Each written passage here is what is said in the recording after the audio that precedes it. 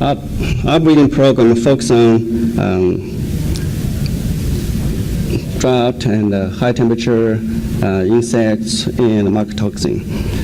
I'm going to talk about today is just give an overview about the process of how we develop a hybrid. Thank you. And then just give some overview of the results of experimental hybrids and commercial hybrids. We'll now talk about the commercial hybrids, and hopefully everybody know a little bit about what the hybrid is. Farmers grow a F1 hybrid. So basically, you cross two embryo lines, and then the hybrid, you get the F1 seeds. That's what you buy. And these F1 seeds usually have the plants have a strong vigor, and we call it hybrid vigor, or sometimes we call it heterosis. And you can only plant these seeds for one generation. If you harvest your seeds, they will segregate. If you keep your seeds, they will end up short plants. So that's called inbreeding depression. And this is true for corn and true for other crops, even for human beings. That's why we do not encourage marriage among relatives. So the first step for developing corn hybrids is you evaluate germplasm. Basically, the developed hybrid, just like you're cooking dinner. So you need to know what you want to cook, and so you need what kind of vegetables and seasoning you need. So that's where you need germplasm. And then the second step is to develop an embryo line, those parents, the two short ones. And the third step, you cross those lines and then test them and release as hybrids. So this is a general outline how we develop embryo line. You start with a breeding process. So this is the stage you already have done all your homework. You know what kind of germplasm you have, and make a process to combine the desirable traits or gene together. And from this, you the season 2 can come out segregating F2 population. Usually we plant at least 500 plants, and from these plants you select the best plants and self them, generate F3 plants. Then you have less plants here, and they continue self and select. So select and self. So how do you select? You have to subject these plants under desirable conditions. If you are selecting for drought tolerance, you have to grow these plants under drought conditions.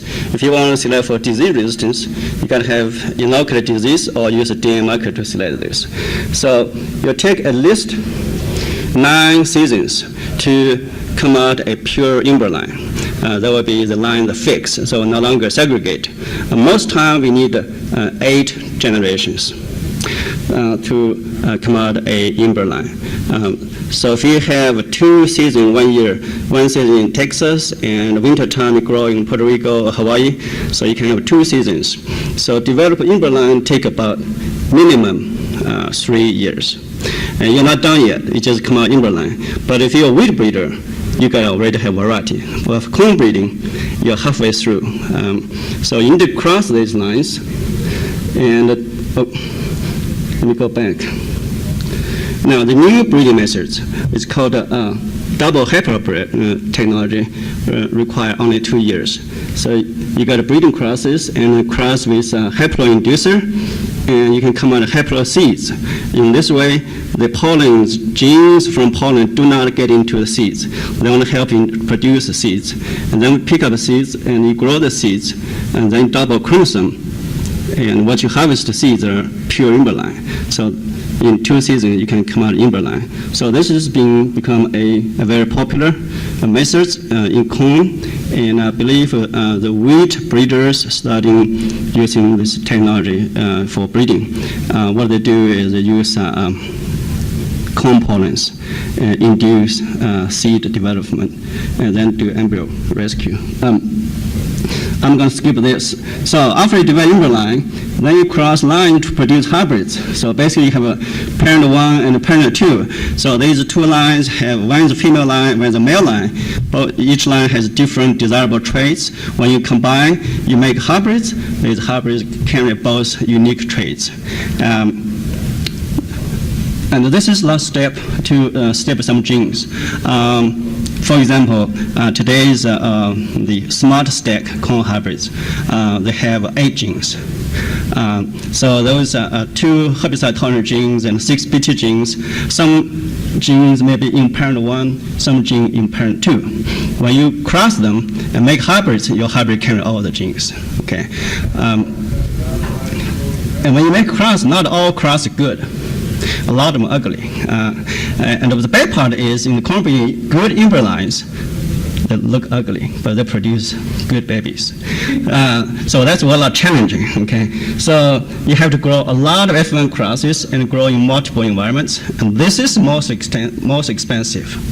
The company use split planters and split combines, so it become very, very challenging. And then you cross them and test them, and from them, you only identify best hybrids. I would say commercial hybrids test 100,000 crosses, they only select 5%. And some will become commercial hybrids. And some may survive over years, some hybrids just 1 year wonder, and because of some stress. And when you get this good, and you say, we're going to commercialize, you cannot sell seeds tomorrow because you still have to increase the parent line seeds and then produce in desirable place. So the seed company have a special group, production people that study how to make the male and female flower at the same time. Usually they don't flower at the same time. So you have to, so that's the production that changes. So that's what a corn hybrid sometimes take a lot of time. Say, we got seeds good coming, but next year still don't have seeds.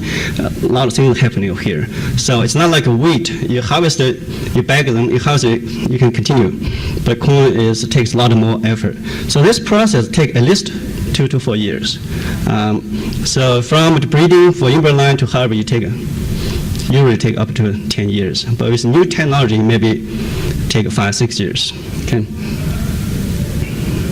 So I'm going to switch gear a little bit, talk about the drought tolerance.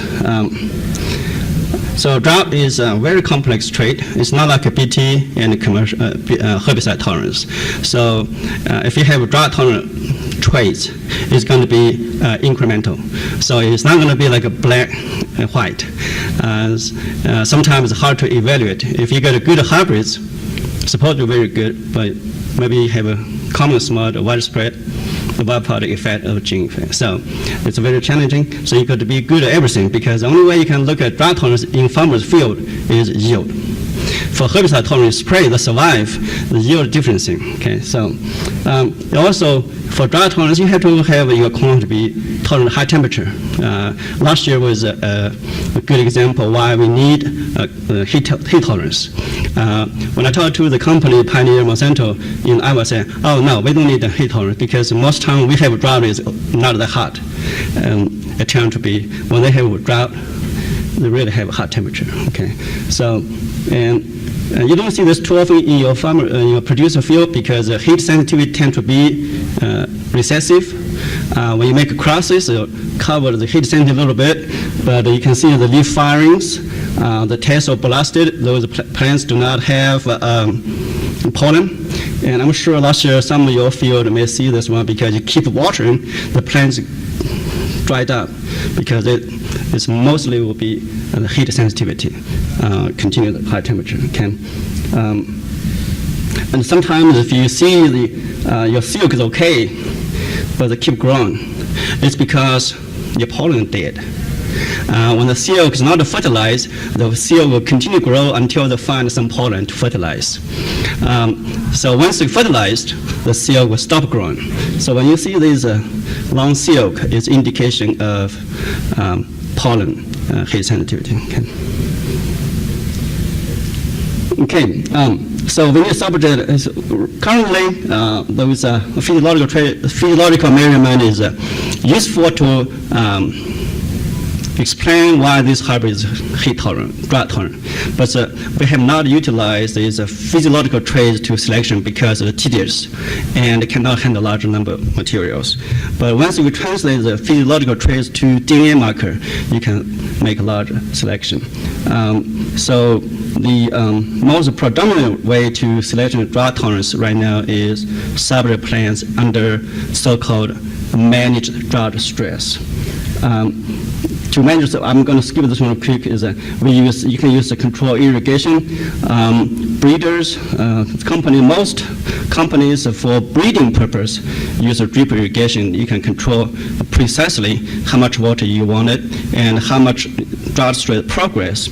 That's what you use, and I'm sure this is a Pioneer Monsanto use. The Monsanto Pioneers and major companies, their drought tolerance screening nurseries in California near Sacramento area, Woodland area, and Kansas, and also in Chile. They install the drips to control. Once you get the material selected, then you test the efficacy of the genes, then you can put in center pivot for screening. So we use this ET curve to monitor how much water we can put in there.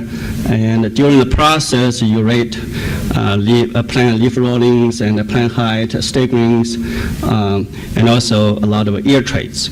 If you look at it very carefully, when plants are really stressed, they not only produce low yield, but also you get a bad kernel. That's where the aflatoxins and the other things come out. This is the golden yellowish. That's Aspergillus. This is a fungus. That's what these fungus will produce aflatoxin. So we cannot see aflatoxin by visual, but what you see is the fungus. Okay.